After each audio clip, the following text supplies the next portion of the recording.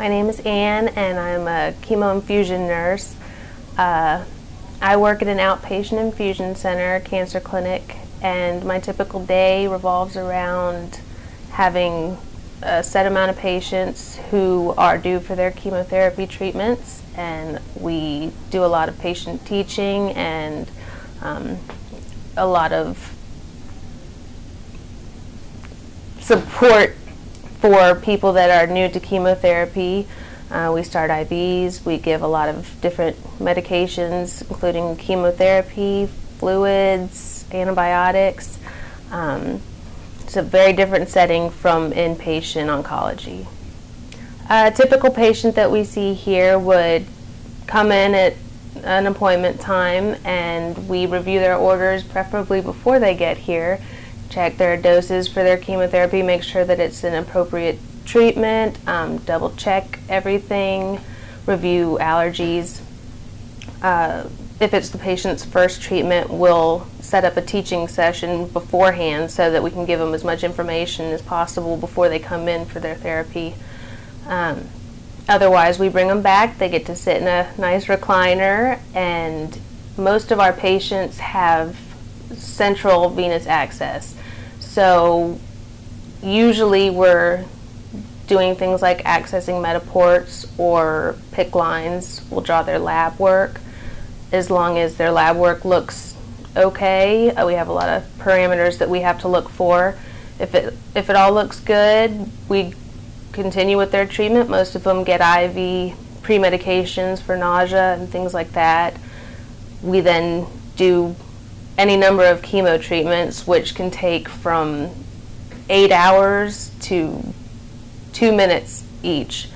For as many patients as we have, there are that many different types of treatments that we could be giving on any certain day. We monitor them throughout their treatments, their blood pressure,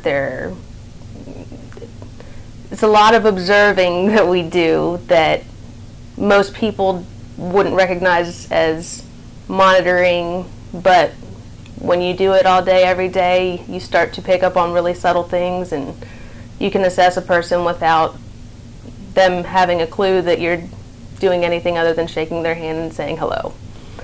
We get to know these patients really well, and I think I speak for most oncology nurses when I say that it's hard to get used to finding that line between taking care of a patient and actually caring about a patient. And it does get difficult sometimes, but of all the nursing I've done, this is probably my favorite area so far. There are a few different options for becoming an RN. You can get a diploma through a hospital program, you can have an associate's degree, you can get a bachelor's degree, all the way up to being a doctor nurse, basically. PhD, you can be nurse practitioner, you can specialize in nurse education. For oncology nursing, there's special certification to be considered an oncology nurse through the ONS, which is the Oncology Nursing Society.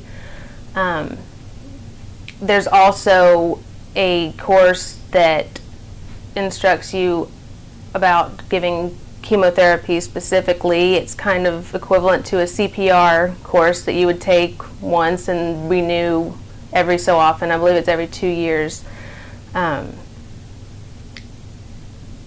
definitely would not recommend going into nursing, period, if you don't have a sense of humor. It's not easy to deal with for the patients, and it's not easy to deal with as another person, but sometimes the only way you can really deal with all the tragic things you see every day, despite the type of nursing that you're in, is to be able to find humor in it somewhere. And I think that a personal challenge that I face with every patient I have ever taken care of, I think, is I'm going to make them laugh at me at some point. I don't care if I have to make myself look stupid to do it or say something. I'm going to make them forget for about half a second about all the stuff that they're going through, and that feels pretty good to be able to do that. And I'm sure you can be a good nurse if you are just purely scientific minded, you know, good grades, good everything, but I really think that in order to do the patients the service that they deserve, you should have the whole package. You should actually care, you know. You shouldn't just be able to do your job, you should want to do your job. And not everybody's going to go into work every day smiling, and I'm definitely not jumping for joy every day when I wake up and realize I have to come into work, but I can absolutely say that overall I feel good about what I do for people, and I feel like what I do is important, and I take pride in doing it well. And I think that those are all really important things if you're considering doing anything that involves the medical field.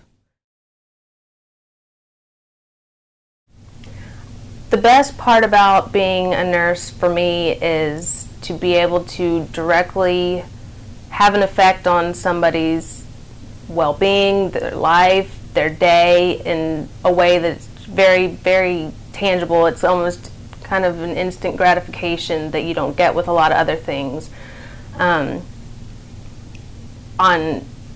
any given day, I see 7, 8 plus patients, and I have the ability to actually physically and emotionally help them.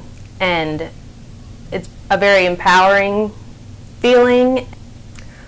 One of the worst parts about being a nurse, especially in oncology, is seeing someone in pain and not feeling helpless to do anything about it. I mean, we can only do what we can do as human beings, and sometimes it actually isn't enough, and it's really heartbreaking to see that. You have to be able to accept your limitations, know that you can't fix everything, and you'll be a lot happier that way. Of course, when people are sick and in pain and have just been told awful news, don't know what's going to happen to them tomorrow, you know, they don't have that 10 years down the road to look forward to, they can get a little grumpy, and you have to learn not to take that personally. You have to learn how to really deal with people from a different perspective than you would in everyday life. Early on, if you know that this is something that you would be interested in doing, or if you really think that it's something you would be interested in doing for a living, I highly recommend setting foot in a nursing home for a day. I think that's the first clinical experience I ever had in nursing school, and it is definitely not my cup of tea, but if you can do that with a smile on your face and go back the next day, then you can probably gauge how well you'll be able to get through nursing school on that. It's definitely not what I thought it would be going into it. I really had no idea what a nurse was, I don't think, until at least halfway through nursing school. I did not realize how many different specialties there were. If you feel like you're curious about something, there are more than enough people in this world that need help. I would tell you, go find a place that will let you volunteer, go work in a hospital, see what it's really like, not what it's like on Grey's Anatomy, because it's nothing like that.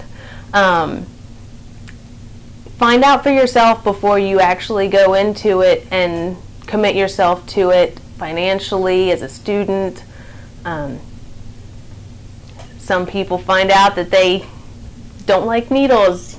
the first time they pass out during a clinical, that's probably something I would want to know before I went into nursing school and took all the tests necessary to, get on the waiting list or get in and go through it, because there are plenty of other careers I could have gone to that,